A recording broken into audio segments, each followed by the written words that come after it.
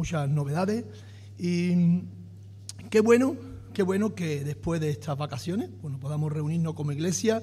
Ya vamos viendo cómo van asistiendo los hermanos a los cultos, ¿verdad? Poco a poco. Ha habido semanas que apenas éramos 30 en los cultos, 30 y poco.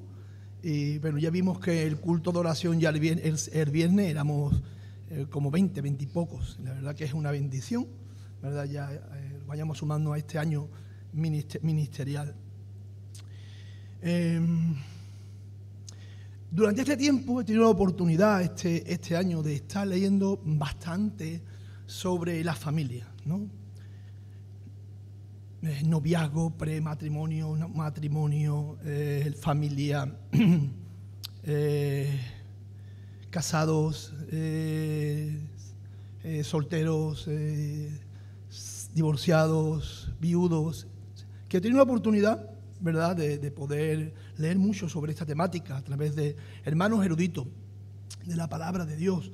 Y la verdad para mí ha sido de mucha bendición. Dios mediante, en el programa de enseñanza de este año vamos a incluir un tema importante que tiene que ver con demandas que la propia iglesia necesita, y es necesario también atender, como he dicho, ¿no?, que más que tienen que ver con noviazgo, prematrimonio, matrimonio, hijos, cuestiones familiares que son necesarias, ¿verdad? Esa enseñanza que viene a través de la palabra de Dios, que nos ayudan.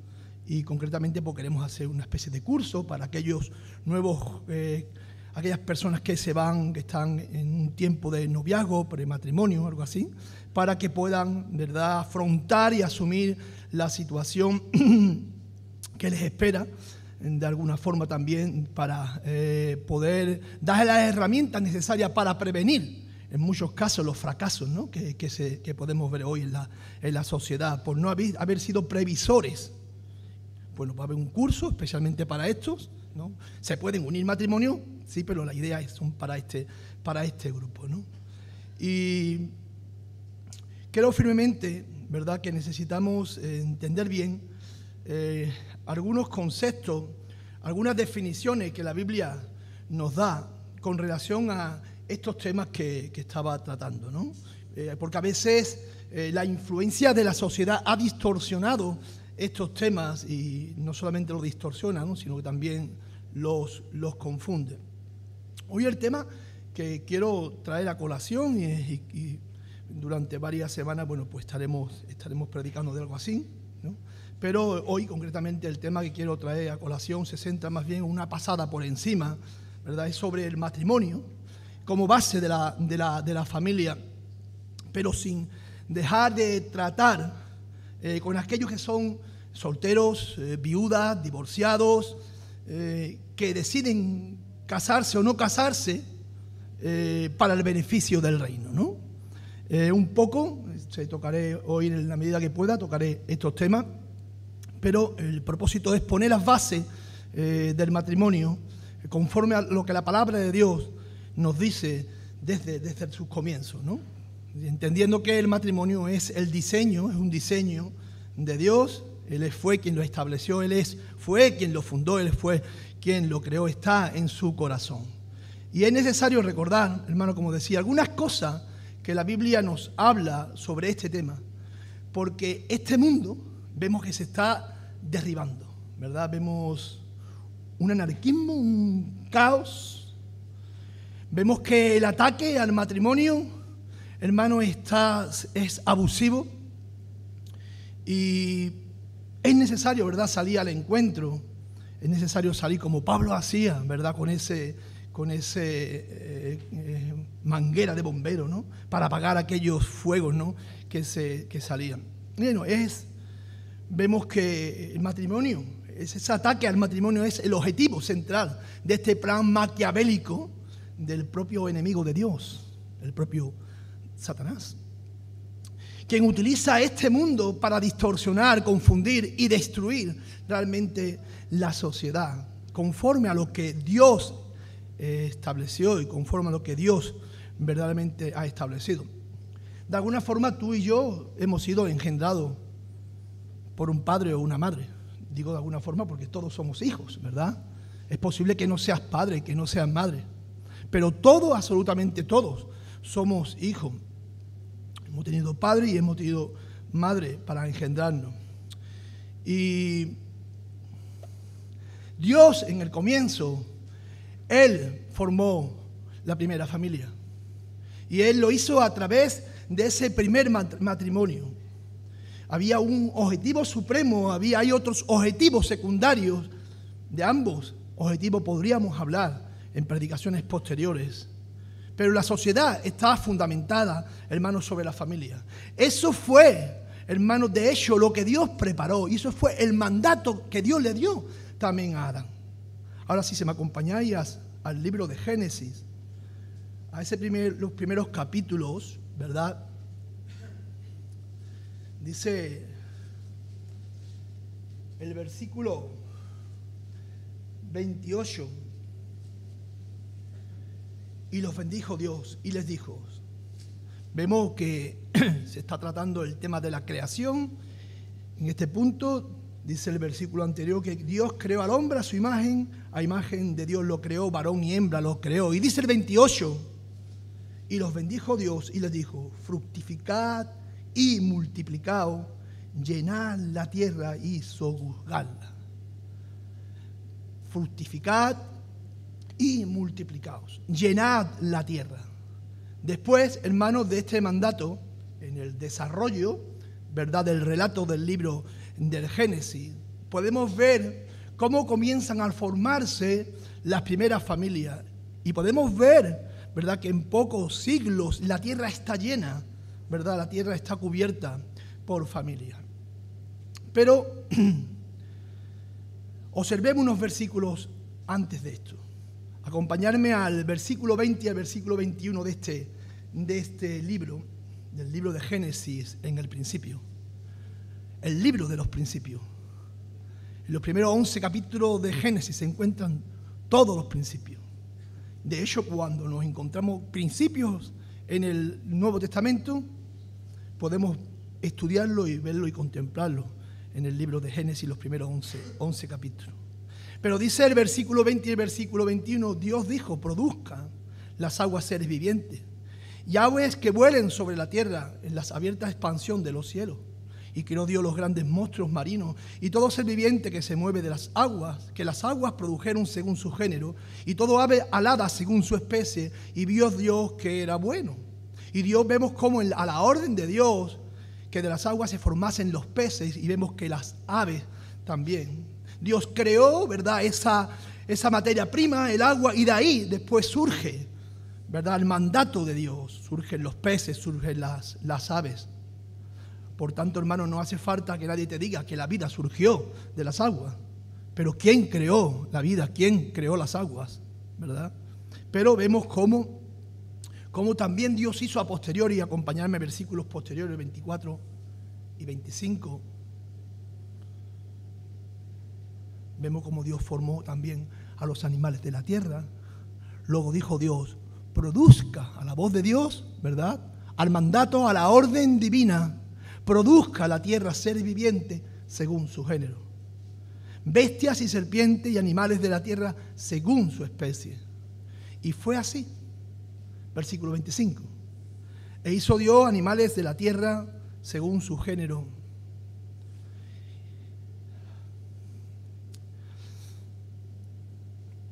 Y ganado según su género, y todo animal que se arrastra sobre la tierra según su especie. Y vio Dios que era bueno.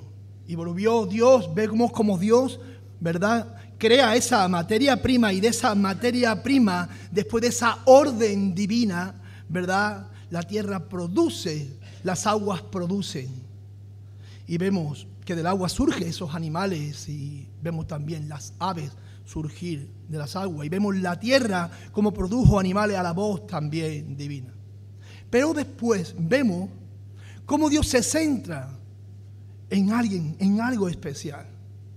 Un poco más adelante vemos cómo Dios va a formar al hombre de esa materia prima que ha creado el resto de los animales silvestres. Y vemos cómo de forma explícita, ya en el capítulo 2, nos habla de cómo forma al hombre. Ya una vez que ve que todo ha sido creado y todo ha sido creado en gran manera, ¿verdad? Vemos cómo hará Dios, ¿verdad? Ahora el capítulo 2 nos explica de una forma más explícita, de una forma más concreta, cómo Él formó al hombre. Si me acompañáis al versículo 7 ya del capítulo 2, dice: entonces Jehová Dios formó al hombre del polvo de la tierra y sopló en su nariz aliento de vida. Y fue el hombre un ser viviente. De eso habló Antonio el culto el viernes, ¿verdad? Yo le estaba diciendo, a que me pisa la predicación del domingo. Lo forma de la materia que ya había sido creado. Pero a este ser que es independiente de los demás seres, que es diferente, que lo crea el último de toda, ¿verdad?, de toda la creación, Él le da aliento de vida y comienza a ser un ser humano, un alma viviente. Y en esa decisión trinitaria, ese nuestro Dios trino ya había dicho: hagamos al hombre nuestra imagen conforme a nuestra semejanza. Y ahí, cuando es formado de esa materia prima, Él le da aliento de vida. Nos hace a su imagen y nos hace a su semejanza. Si hubiésemos visto a Adán en su creación, hubiésemos visto el mejor reflejo de Dios, ¿verdad? El mayor reflejo de Dios. Bueno, Cristo es el propio Dios. Pero como ser humano, ¿verdad? Como ser creado, Adán era el mayor y el mejor, el reflejo de Dios en aquella creación, en el comienzo. Aún compartimos esa imagen de Dios después del pecado, pero ya la imagen de Dios en ti y en mí ha sido distorsionada a causa del pecado, ha sido confundida. Ya no somos tanto a imagen de Dios, porque el pecado entró en el ser humano y Dios creó al hombre sin pecado. Pero vemos cómo sopló en su nariz aliento de vida y fue el hombre un ser viviente. No le dio aliento de vida a ninguna otra criatura. Solamente le dio aliento de vida al hombre cuando Él coge y lo forma. Solo el hombre tiene la imagen y la semejanza de Dios. Vemos cómo solo el ser humano comparte esa imagen Dei, ¿verdad?, en latín. Solo el ser humano recibió espíritu, que lo hizo ser un alma viviente. Fue el aliento de Dios que produjo vida. Esto nos hace y nos hizo seres espirituales. Por tanto, el hombre es ser material porque somos hechos del polvo de la tierra, pero también somos seres espirituales porque tenemos el aliento de vida, ¿verdad? Tenemos el espíritu que viene de Dios, que viene de parte de Dios. Por tanto, somos seres diferentes. No nos parecemos a ningún otro ser. Solo el ser humano tiene espíritu, esa parte inmaterial que solo le corresponde al ser humano y que nos hace de cierta forma, ¿verdad?, semejanza a Dios, semejante a Dios.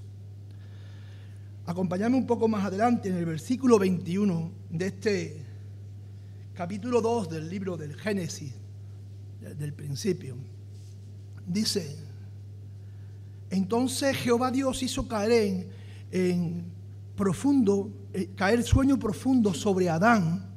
Vemos como Dios, ¿verdad?, duerme a Adán. Y mientras éste dormía, tomó una de sus costillas y cerró la carne en su lugar. Y de la costilla, versículo 22, que Jehová tomó del hombre, hizo una mujer y la trajo al hombre.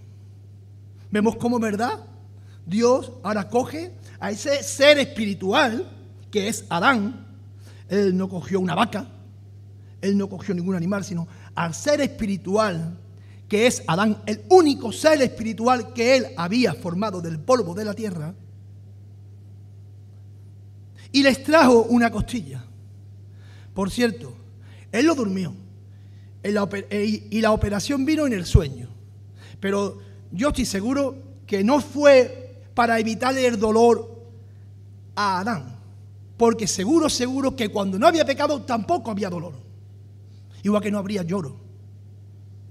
Entonces Dios hizo caer en un sueño profundo a Adán para que él no viese con sus ojos cómo Dios iba a formar a Eva.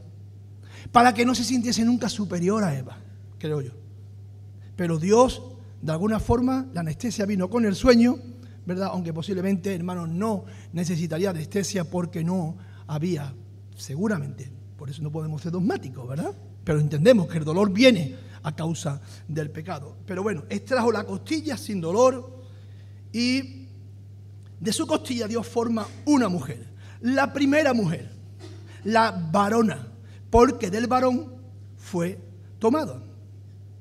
La mujer no fue formada del polvo de la tierra, sino de Adán.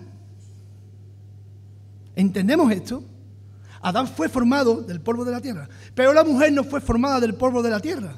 La mujer fue formada de Adán. Ya estaba Adán formado.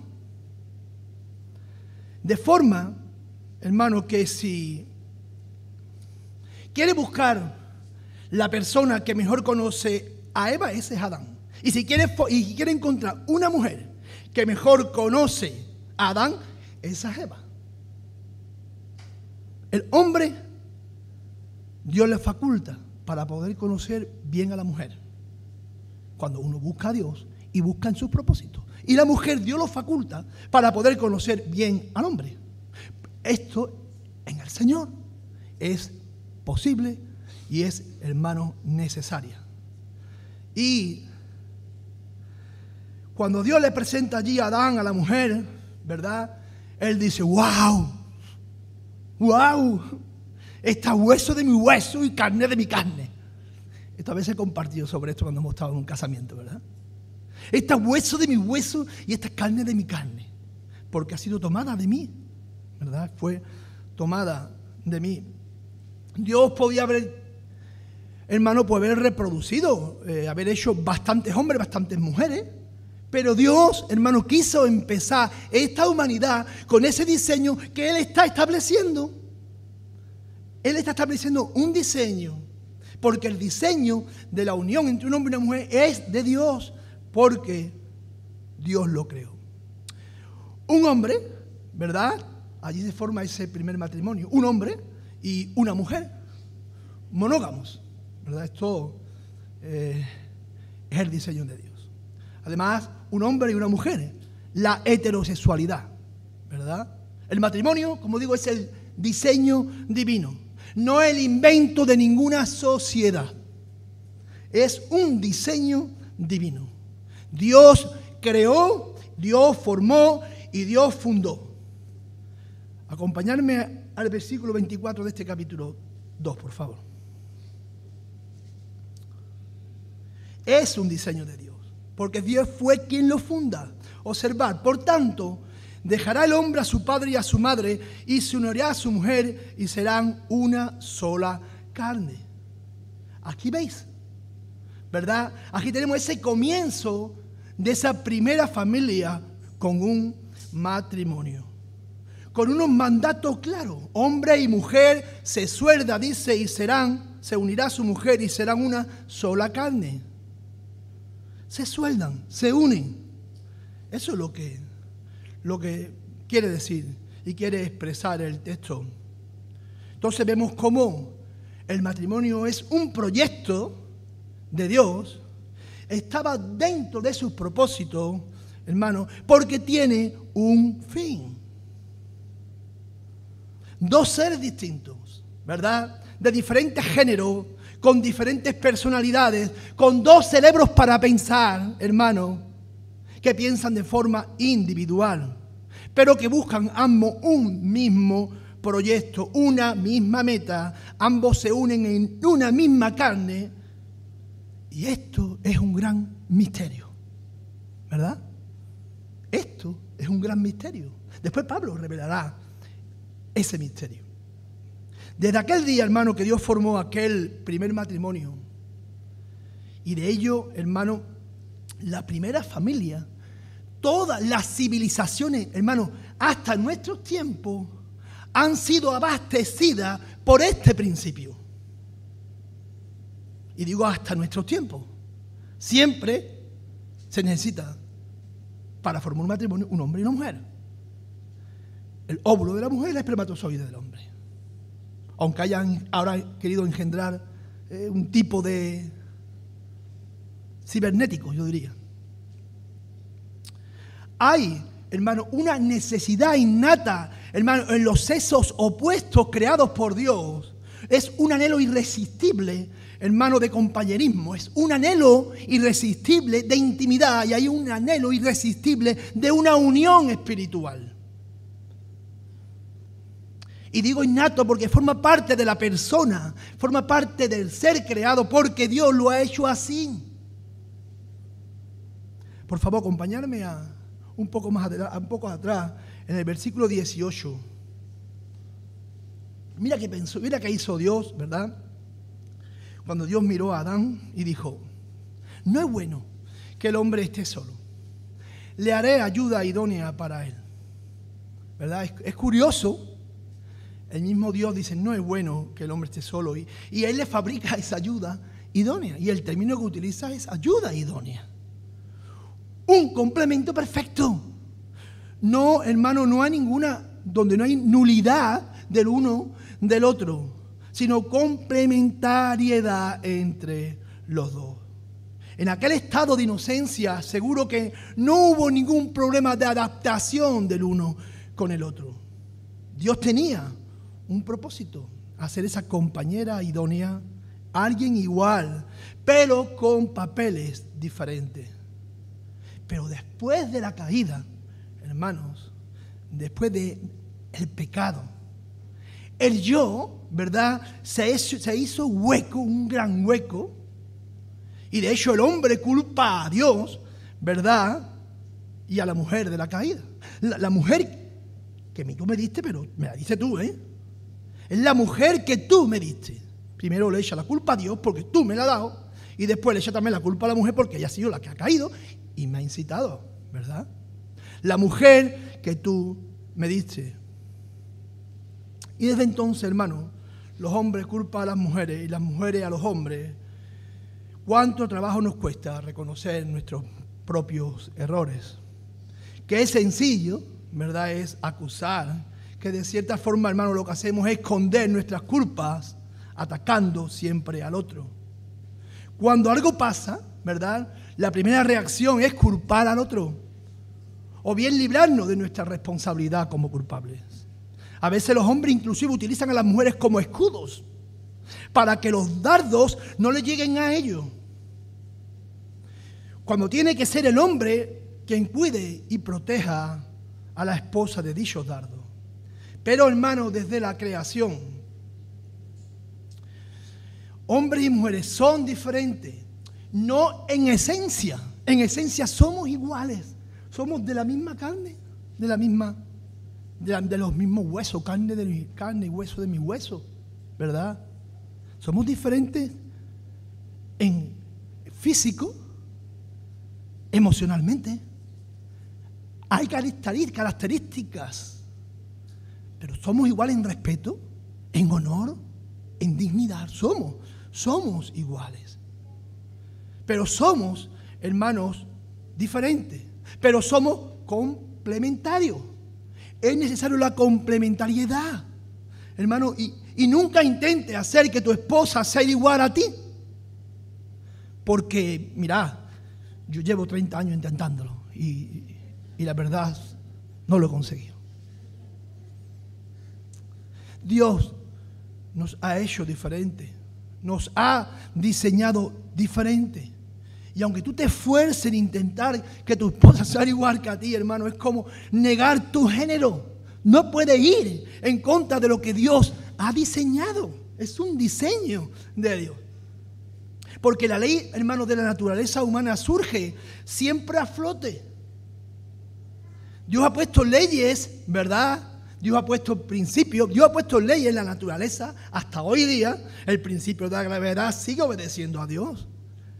Y otros principios, ¿verdad?, como el de Arquímedes, como la termodinámica o como otros, siguen obedeciendo a Dios. Y Él ha puesto, hermano, una naturaleza en nosotros como seres humanos. Es como el intento de cambiar de sexo.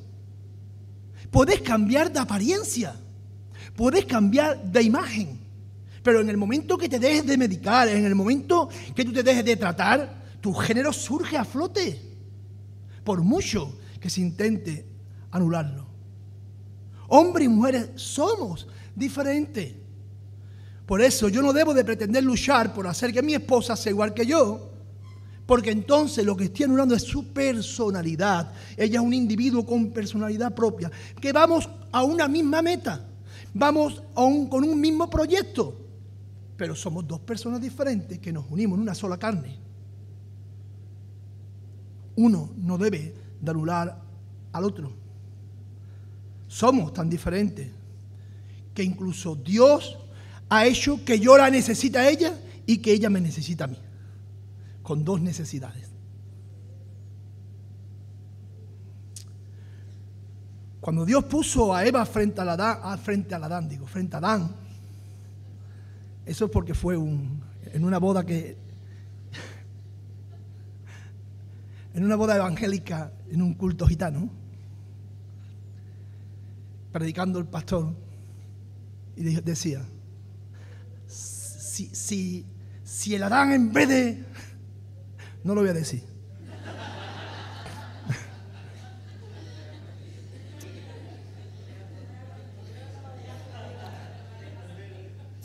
Personalmente sí lo cuento, pero aquí no, porque estamos por YouTube.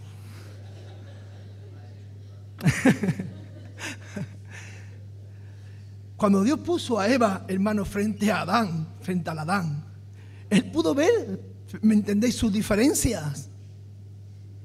Pero después, tratando a Eva, vio otras diferencias, no solamente la física, sino también otras diferencias que caracterizan, que son propias de las mujeres. Pero llega el pecado y el hombre culpa a la mujer y la mujer a la serpiente, y como consecuencia Dios le dice lo que va a suceder.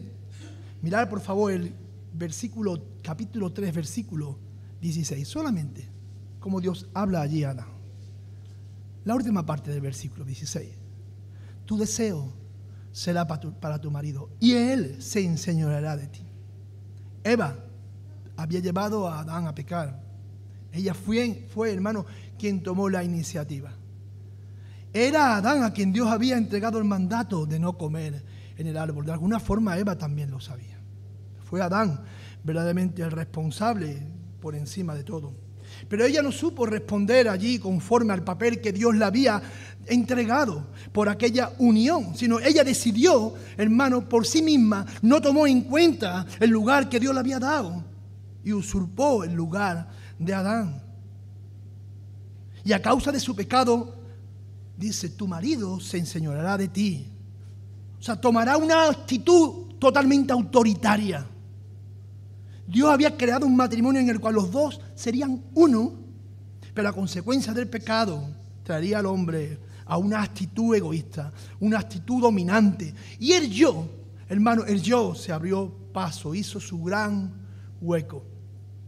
Dios había originado un plan perfecto, Dios había engendrado, ¿verdad?, para los dos. Pero la desobediencia, hermano, manifestada en rebeldía, hizo que la imagen del primer matrimonio se distorsionase. Trajo el primer conflicto.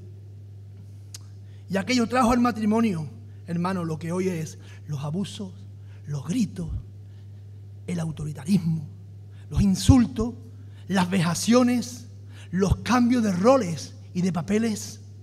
Aquello distorsionó la imagen de Dios, hermano, en el ser humano. Por eso hoy, hermano, encontramos hombres que no desarrollan su papel y mujeres que no desarrollan su rol. Lo que son disfuncionales. Hombres dominantes que no dejan que la mujer tome decisiones, solamente le informan de ella. Los controlan todo, se creen que sus esposas son esclavas de ellos, piensan que son superiores. Bueno, o por otra parte está los hombres del yo paso. ¿Conocéis estos hombres de los yo paso? Conmigo no cuente. Yo no voy a esto. Se olvidan de que son, hermano, los responsables de cuidar, son los responsables de proveer y de proteger a la familia. Y mientras pasan más tiempo, hermano, siempre haciendo cosas que no se debe. Jugando en el gimnasio, ocupando del papel, dejando de su dejadez del papel que le corresponde como padre o como esposo. No digo que el gimnasio sea malo, todo en su equilibrio, ¿eh? Pero si dejas tu función como padre para ocuparte de cosas que son para ti beneficiosas, para ti, ¿no? Solo y... Estos hombres no sirven, siempre quieren ser servidos. Hermano, la autoridad de un hombre de Dios es su servicio. No por los gritos, sino por una vida entregada a su familia, por una vida entregada a su esposa. Seguro que todos conocemos hombres entre estos dos polos, o posesivos o pasivos. Todo es conforme a las consecuencias del pecado. Esposos, ellas no son, hermano, tu esclava, sino una sola carne en nosotros. Iguales, son nuestras compañeras, son la ayuda idónea que Dios te ha dado. Es como un tándem, ¿verdad? En una bicicleta donde vemos dos asientos, dos ruedas solas, pero los dos están pedaleando, ¿verdad? Los dos vamos a un mismo proyecto, Esa es un poco una ilustración, creo que ahí. Los hermanos tenemos la responsabilidad como esposos de crear ese ambiente y esa atmósfera apropiada para no tener tensión.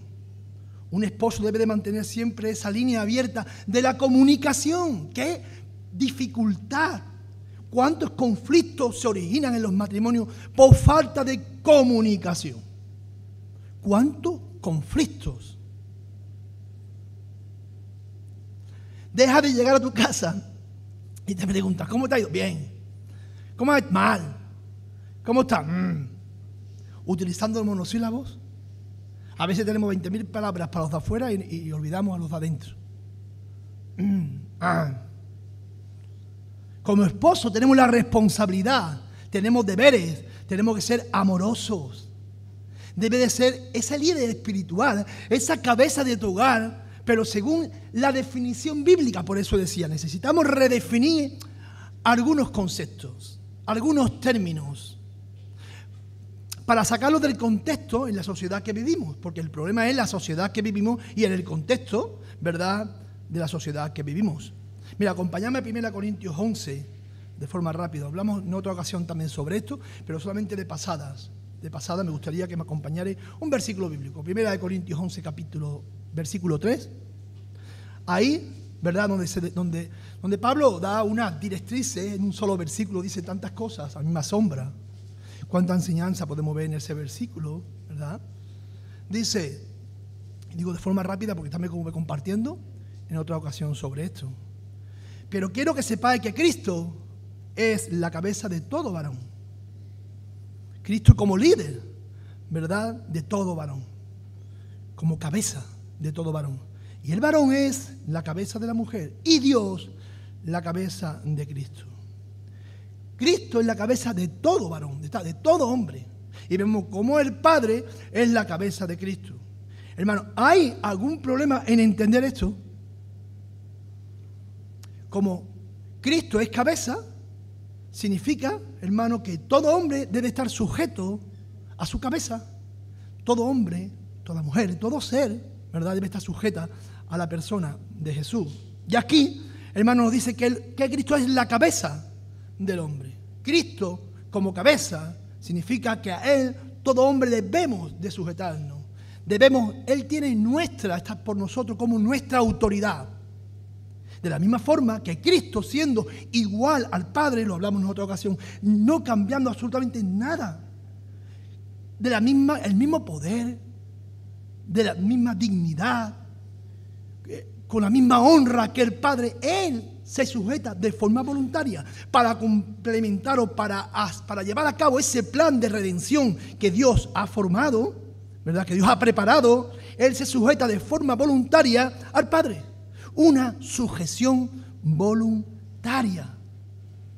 para cumplir ese plan de redención, él se sujeta al Padre, siendo del mismo valor, respeto, dignidad y honra.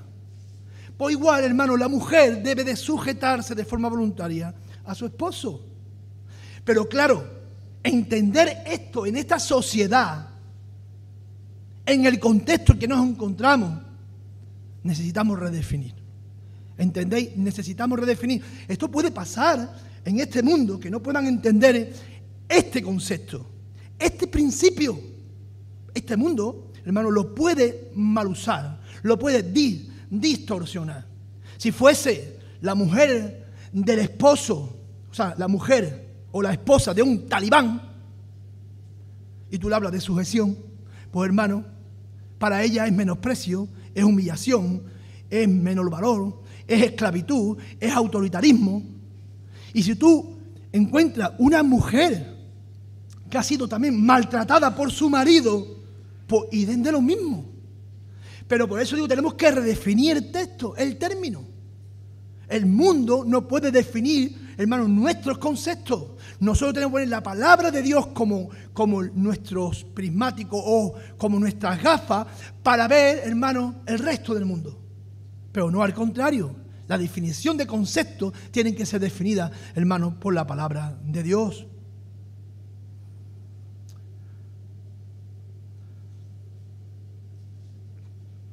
Cuando un matrimonio, hermano, cristiano, cuando conoces a Dios a través de la palabra de Dios, todo lo que era antes y todas sus definiciones pasaron. Hemos escuchado la canción, todo ha sido hecho nuevo. Las cosas son nuevas. En Cristo todos los conceptos antiguos se quedan atrás para traer ahora los conceptos modernos, los conceptos nuevos que vemos en la palabra de Dios. Digo modernos, nuevos para nosotros. Porque no debe de haber un matrimonio que se considere cristiano y todavía, hermanos, dentro del matrimonio existan los abusos, o existan las vejaciones, o aún así exista la dejadez de funciones de los maridos o de las esposas. Sino, hermano, que todo lo viejo debe de dejar paso a todo lo nuevo, porque las cosas viejas pasaron. Entonces, el apóstol Pablo, en esa carta preciosa, que algunos versículos hemos leído hoy, en esa carta preciosa, pues nos trae una imagen, nos ayuda con esta imagen a ver lo que Dios quería decir con relación al matrimonio, los principios en el matrimonio y los principios de la familia. Y a mí me gustaría que me acompañaseis a la carta a los Efesios, capítulo 5.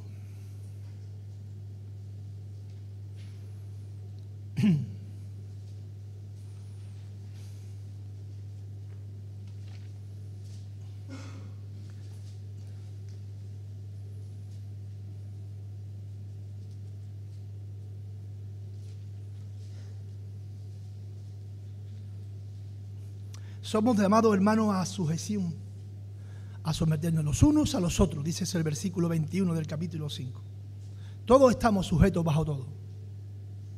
Hermanos, estamos sujetos a las autoridades, estamos sujetos a nuestro gobierno, estamos sujetos, ¿verdad?, a la ley del hombre y estamos sujetos a la ley de Dios. Y vemos, hermanos, cómo a partir del versículo 22 vemos cómo Dios, a través de su palabra, a través del apóstol Pablo, nos dice: las casadas estén sujetas a sus propios maridos como al Señor. No dice como los talibanes a cualquier hombre, sino a sus propios maridos. Es una sujeción voluntaria, solo, hermano, a sus maridos. Esto, como digo, no es el concepto talibán de sujeción a todo hombre, sino a su marido, porque ya hemos visto que la mujer y el hombre son iguales. Y dice, ¿cómo? Al Señor. De la misma forma que te sujetas al Señor, a tu marido.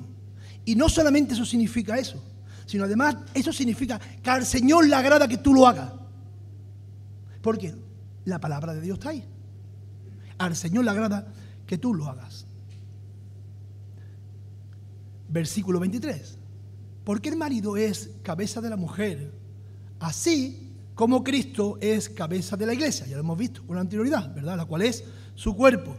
Cuando está hablando de que Cristo es cabeza de todo varón, vemos que Cristo es la cabeza de la iglesia y la iglesia es su cuerpo y además Él es nuestro Salvador, dice el versículo 23. El esposo es cabeza, es liderazgo espiritual en el matrimonio. Como Cristo es el líder espiritual de su iglesia, el cual es nuestro Salvador.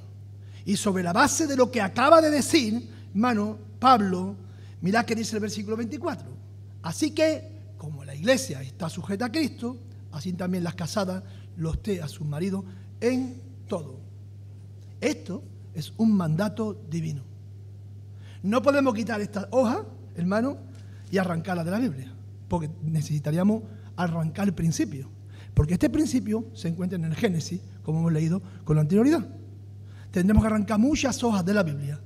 Por eso necesitamos redefinir los conceptos y entender, hermano, que lo que ahí sentir por sujeción no tiene absolutamente nada que ver con la sujeción que la palabra de Dios nos enseña. El apóstol Pablo dice que los esposos, inclusive, Pedro en su carta dice que hasta los esposos incrédulos pueden llegar a conocer a Cristo a través de su testimonio. Fijaros, la sujeción no es solamente al esposo crédulo, inclusive es una herramienta evangelística que Dios nos da para las personas que tienen su cónyuge no crédula. Una herramienta evangelística, como digo.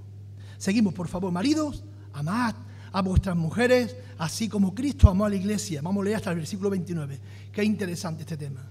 Marido, amad a vuestra mujer, así como Cristo amó a la iglesia y se entregó a sí mismo por ella, para santificarla, habiéndole purificado en el lavamiento del agua por la palabra, a fin de presentárselas a sí mismo una iglesia gloriosa, que no tuviese mancha ni arruga ni cosa semejante, sino que fuese santa y sin mancha. Así también los maridos deben amar a sus mujeres como a sus mismos cuerpos. El que ama a su mujer a sí mismo se ama, porque nadie aborreció jamás a su propia carne, sino que la sustenta y la cuida, como también Cristo a la iglesia. Si observamos bien, hermano, aquí hay mucha tela que cortar. He leído muchos libros, de verdad, y no hay un libro que deje este capítulo detrás, sobre familia, sobre matrimonio, sobre noviazgo, sobre situaciones civiles. ¿Verdad, hermano? Que este capítulo, concretamente estos versículos, tiene tela que cortar. Marido, vuestro amor por vuestras mujeres se manifiesta en la entrega. Un amor que no demanda. Un amor en su máxima exponencia. Una entrega total. Cuando pensamos en el amor que Cristo ha tenido por la iglesia, su entrega absoluta en la cruz del Calvario, hermano, el liderazgo en el matrimonio se deletrea servicio. Servicio. Acompañadme a Juan capítulo 13, por favor. Juan 13.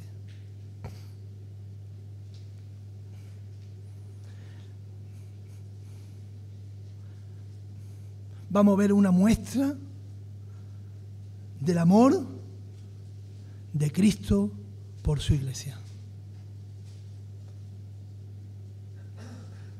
Versículo 3. Sabiendo Jesús que el Padre le había dado todas las cosas en las manos y que había salido de Dios y a Dios iba, se levantó de la cena y se quitó su manto y tomando una toalla se la ciñó.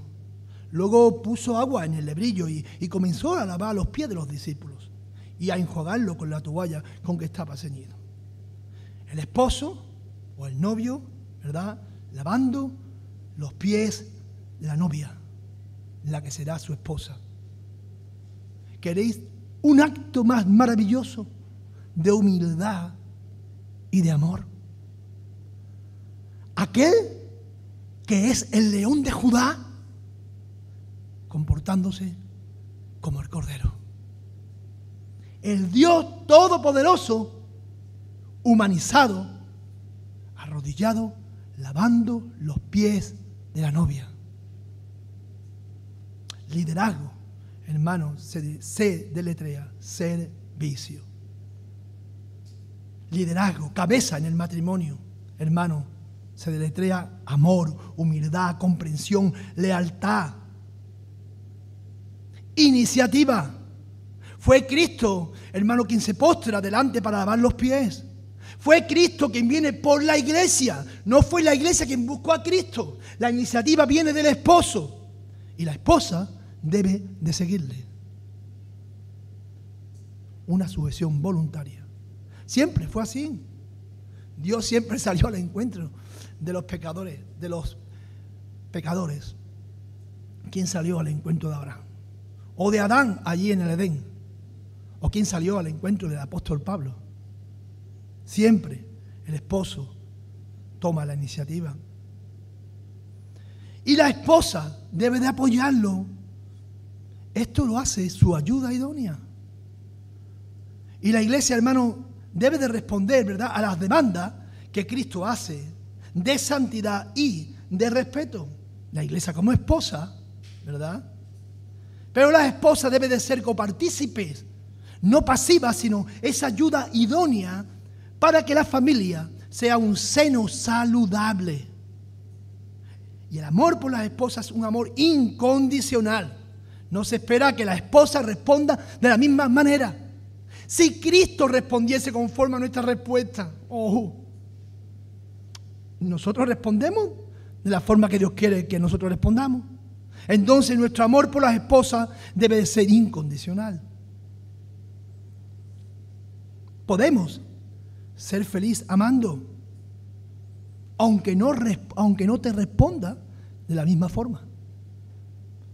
Porque tu fidelidad depende de Dios y de ti. No depende de un tercero. Dios sería injusto. Pero en su misericordia, en su gracia, tu fidelidad, tu felicidad depende de ti y de Dios. Y la persona feliz es aquel que vive conforme al propósito de Dios. Y eso enseña la palabra de Dios, hermanos. En los Salmos, bienaventurado el hombre que no anduvo en consejo de malos, sino que en la palabra de Dios se deleita. Cristo no espera que la iglesia reaccione de la forma, ¿verdad?, en que Él ha procedido. Por tanto, nuestro amor es incondicional. Este mundo, hermano, siempre es acondicionante. Te amo si tú me amas. Esa tendencia egoísta. Ofrece si recibo a cambio. Esta forma egoísta o egocéntrica solo apunta hacia mí, conmigo.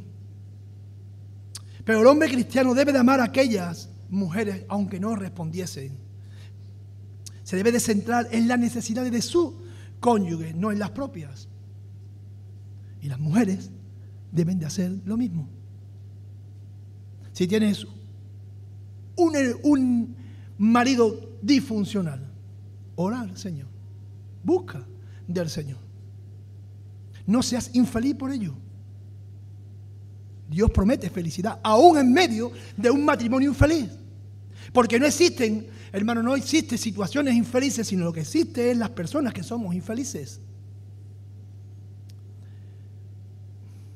Mirad el versículo 25, por favor. Marido, amad a vuestras mujeres así como Cristo amó a la iglesia y se entregó a sí mismo por ella. Fijaros el versículo 26 cómo comienza. Para santificarla. Observa, para santificarla. Como esposo, debe de buscar la santificación de tu esposa. Debe de proveer el recurso, el tiempo, los materiales para la edificación, para el crecimiento espiritual de tu esposa. Prepara el ambiente, el lugar, el tiempo, los recursos. Versículo 29. Porque nadie aborreció jamás a su propia carne, sino dice, observar versículo. ¿Cuánta enseñanza de verdad tiene este versículo? Mirad, porque nadie aborreció jamás a su propia carne, sino que la sustenta y la cuida, como también Cristo a la iglesia. Dice sustentar y cuidar. Tenemos la responsabilidad y el deber de sustentar y de cuidar a nuestras esposas. Y aquí entra tanto el sustento físico, material, de cobijo, necesario, ¿verdad?, como el sustento espiritual. Responsabilidad, hermano, de que en nuestro hogar haya ese sustento espiritual. Para que nuestra esposa crezca espiritualmente. Provee para que tu esposa crezca espiritualmente. No le robes tiempo. Dale los recursos. Anímala. Mira que hay una reunión de oración. Mira que hay un estudio para mujeres. Mira, anímala. Ayúdala. Bendícela. Para que ella crezca en el conocimiento del Señor. Para santificarla.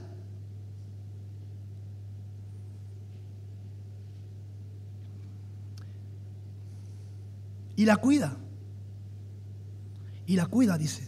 La cuida. Su protección. Ella necesita la protección física. Tú no eres el padre, ojo. Pero también necesita la protección física. Igual que también necesita la protección espiritual. La protección espiritual tiene que ver con qué enseñanza entra en casa. Qué doctrina entra en casa. Pero para que un hombre pueda entender lo que es sano o es mala doctrina, el hombre primero lo que tiene que conocer la doctrina. Primero tienes que conocer la palabra de Dios. Es el primero, ¿verdad?, que él tiene que aprender. Es el primero que se tiene que entregar al crecimiento espiritual para después proteger y cuidar, ¿verdad?, a la esposa. Porque nadie puede enseñar, ¿verdad?, si primero no aprende cómo apreciar lo malo, si no conocemos lo bueno. Y es triste que a veces hay tanta enseñanza, tanta oferta. El otro día hablaba con un hermano, ¿verdad, hermano? Y decíamos, tenemos tanta oferta que se necesita que haya disposición para que haya corazones entregados a esa demanda. Tenemos tantas ofertas, tantas oportunidades de crecer, que parece que pasa de largo. Pero necesitamos crecer para poder guiar en nuestros hogares a nuestra familia, a nuestras esposas, a nuestros hijos. Y para eso necesitamos crecer, hermanos, conocer bien los principios bíblicos que nos enseñe a guiarlo. Versículo 32. Estamos culminando, ¿vale? Pero hoy voy a terminar. Hoy voy a terminar. Porque en otra ocasión no terminé. Así que hoy voy a terminar. Y si tienes hasta 5 minutos más, os aguantáis. Versículo 32. Sí, es que después me bajo y me dicen muchos hermanos, ¿por qué no ha terminado? ¿Por qué no ha terminado? Oiga, pues hoy voy a terminar. Versículo 32. Grande es este misterio, mas yo digo esto respecto de Cristo y de la iglesia. Qué hermoso, hermano. Pablo nos dice con estas palabras que lo dicho, todo lo que ha dicho en el capítulo entero, del versículo 22 hasta el versículo 32, como veis aquí, es un misterio para poder conocer, hermano, la relación del esposo con la esposa. Y el matrimonio es la ilustración de lo que es el amor de la unión de Cristo y su iglesia. El matrimonio es una metáfora, es una parábola de lo que es la unión de Cristo y su iglesia. Y Pablo culmina con relación al matrimonio con lo siguiente. Por lo demás, cada uno de vosotros ame también a su mujer, como a sí mismo. Y la mujer respete a su marido. Por lo demás, con todo lo dicho con anterioridad, para culminar el pensamiento ahí con relación al matrimonio, porque continúa a partir del capítulo 6, versículo 1, con los hijos, que después ya hablaremos, no hoy, sino otro día, hablaremos de los hijos. Por lo demás, con la base que cada uno ame a su mujer.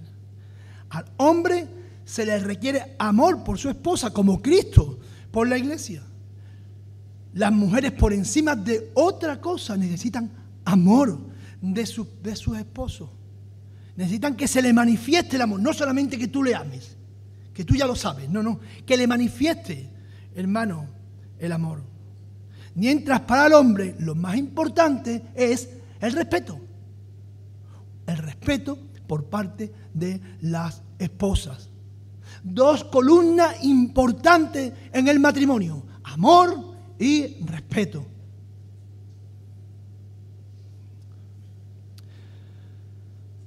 Por otra parte, todos vemos como parte de la iglesia hermanos que están, hermanos, sin casarse.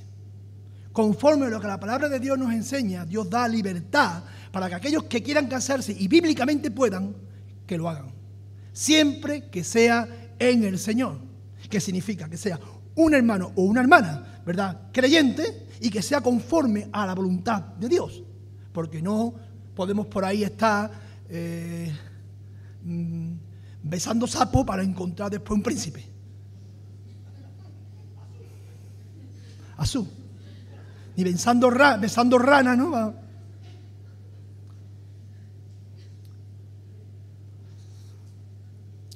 Casarse en el Señor.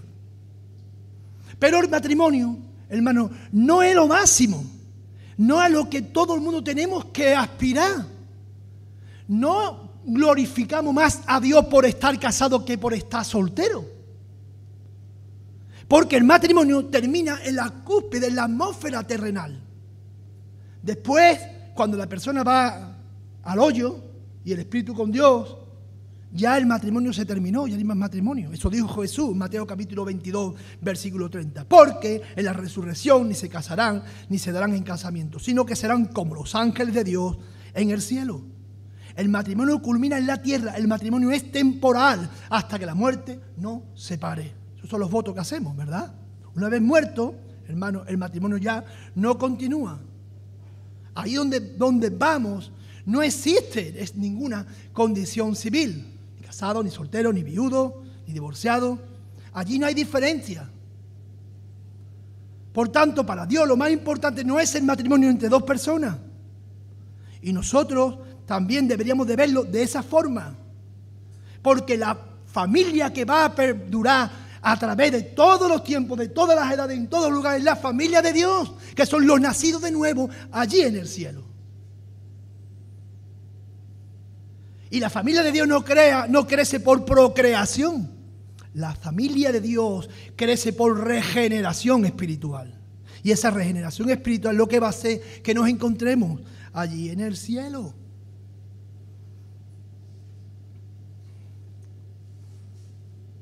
Y esto puede ser, hermano, la principal causa de aquellos que no ven el casamiento como la solución a sus vidas. Hermanos dedicados por completo a Dios para procrear hijos espirituales, para dedicarse completamente a servir a Dios, que los tenemos. A esto Jesús los llama célibes por causa del reino. El matrimonio es un compromiso serio de por vida, pero no es la meta de todos. Hay algunos hermanos que nunca se casarán. Y no por planteamiento egoísta, yo no voy a aguantar una mujer en mi vida, yo no voy a aguantar un hombre en mi vida, sino por causa del reino, por querer servir al Señor. Y Pablo es el mayor ejemplo que tenemos. En ese capítulo 7 de la carta a los Corintios dice: quisiera más bien que todos los hombres fuesen como yo. Pero cada uno tiene su propio don de Dios. Uno a la verdad de un modo y otro de otro. Digo pues a los solteros y a las viudas que bueno les fuera quedarse como yo. Pero si no tienen el don de continencia, cásense, pues mejor es casarse que estarse quemando. Y observamos aquí Pablo, hermano, dice a los solteros ahí que el término es hagamos, no casados, dice ahí, no vamos a entrar en esto hoy. Y a las viudas, o sea, personas que antes estuvieron casadas y ahora no están casadas. Y aquí vemos dos tipos de personas, pero que su situación es la misma. Ambas, ¿verdad?, sin casar. Los no casados aquí no son solteros vírgenes. Porque para este término, solteros vírgenes, la Biblia, el Nuevo Testamento, el griego utiliza otro término, que es partenon, que tiene que ver con virgen. ¿Vale? Por lo tanto, la Biblia nos habla de que el matrimonio no es lo que todos tienen que apuntar como meta única. Pero sí nos habla de que la mejor meta es la de seguir a Cristo y poner como prioridad su reino. Isaías, termino, dijo, porque así dijo Jehová a los eunucos que guarden mis días de reposo y escojan lo que yo quiero. Aquellas personas que no podían tener hijos, que no tuvieron un hijo, no vamos a entrar en la figura del eunuco ni tampoco vamos a entrar en el contexto de la historia. Pero dice, y escojan lo que yo quiero y abracen mi pasto. Aquellos que fueron obedientes, aquellos que vivieron conforme a la voluntad del Señor, dice, yo les daré lugar en mi casa y dentro de mis muros. Y nombre mejor que el de hijo e hija. Nombre perpetuo les daré que nunca perecerá. Y de aquí extraemos, hermanos, la siguiente enseñanza. A los hijos de Dios, que guardan sus mandamientos, que sean fieles en el Señor, que escojan seguir al Señor en vez de contraer sufrimiento, porque el matrimonio es un sufrimiento. Eso dice Pablo, las aflicciones para no seguir aflicciones.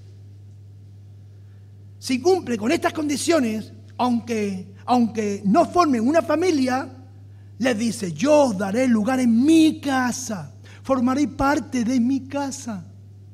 Y un nombre mejor que el de hijo e hija. Porque pertenecer a la familia de Dios, hermanos, en los cielos supera con mucho al honor de tener una familia numerosa aquí en la tierra. Un lugar y un nombre, dice que les promete. Un lugar y un nombre dan reposo, dan prestigio.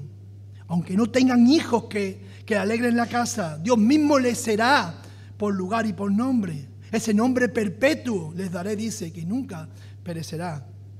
El apóstol, hermano, fue soltero y él sirvió durante toda su vida a Cristo. Si no fue soltero, fue viudo, bueno, eso está ahí, pero él estaba sirviendo a Cristo 100%. Porque aunque tengáis 10.000 años en Cristo, no tendréis muchos padres, dice. Pues en Cristo yo os he engendrado por medio del Evangelio. Pablo fue un gran padre y nunca se casó. Podemos ver que en el desarrollo de su vida cuántas personas conocieron a Pablo, a cuántos otros engendró, cuánto, ¿verdad?, puso Dios en sus manos.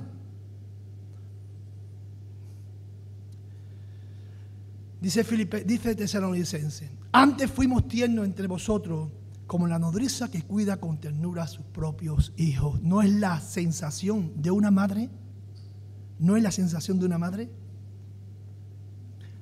Isabelita, ¿recordáis a Isabelita? Mari Carmen, ¿te acuerdas de Isabelita? En el tiempo que estuviste compartiendo la despensa con ella. Todavía a fecha de hoy, Isabelita no se casó. Fue la primera mujer, la primera maestra de religión evangélica en Sevilla. Comenzó no sustentada por el Estado, sino por la Iglesia. Sostenida por la Iglesia. Isabelita nunca se casó. Y a fecha de hace 2 meses, todavía algunas personas que vienen se acuerdan del testimonio de Isabelita. Porque Isabelita engendró muchos, siendo soltera, engendró muchos hijos y muchas hijas.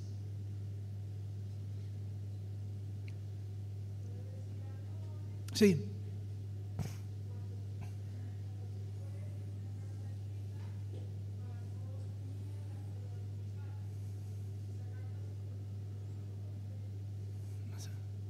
¿Cuántos de vosotros tuvieron con Isabelita siendo maestra de escuela dominical? Muchos de ellos dieron testimonio con ella, o algunos de ellos, y de otros que no están aquí. Ella engendró hijos e hijas para Dios, siendo, hermano, una mujer soltera.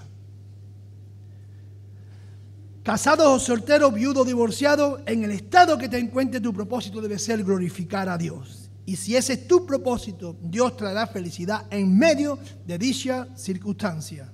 Dios derramará la paz que proviene de su mano para aquellos que deseen vivir conforme a sus propósitos, conforme a su voluntad, para su gloria.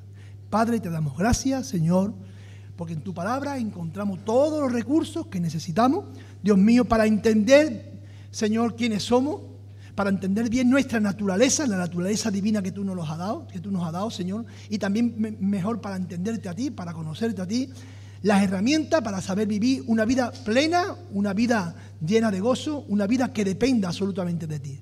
Y en esta mañana, Señor, oramos para que cada corazón que haya entendido, Señor, de alguna forma, Padre Santo, pueda llegar a crecer un poco más en ti. En el nombre de Jesús. Amén.